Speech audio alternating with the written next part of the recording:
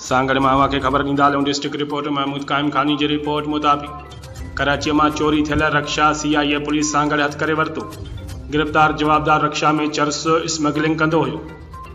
3680 gram चरस बरामद कियो वियो।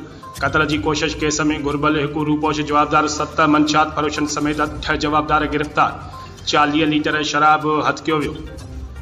SSP सांगड़ कैप्टन सदाम हुसैन की हिदायतन ते मंशा के खिलाफ सख्तो कदम खिया पिया वञनि ऐं ॾोहारनि जी चौधारी घेरो तंग कियो पियो वञे। उन सिलसिले में CIA police Sanghar Snape checking दौरान जवाबदार अहमद उर्फ समो बिरोई के गिरफ़्तार करे वरतो। गिरफ़्तार जवाबदार वटा कराची में चोरी थियल रक्षा ऐं 630 ग्राम चरस हथ कई वई आहे। जवाबदार चरस स्मगलिंग लाइ रक्षो इस्तेमाल करे रहियो। जवाबदार खिलाफ 2 अलग अलग केस दाख़िल किया विया आहिनि। SHO शहदादपुर दीदार हुसैन पंहिंजे मातहत अमलदारनि सां गॾिजी चरस जो विकिरो कंदड़ जवाबदारनि खाइन साहब रिंद के गिरफ़्तार करे संदसि कब्ज़े मां 2040 ग्राम चरस हथ करे वरतो ऐं एंटी नार्को एक्ट तहत केस दाख़िल करे वधीक जांच पिणु शुरू करे छॾी आहे।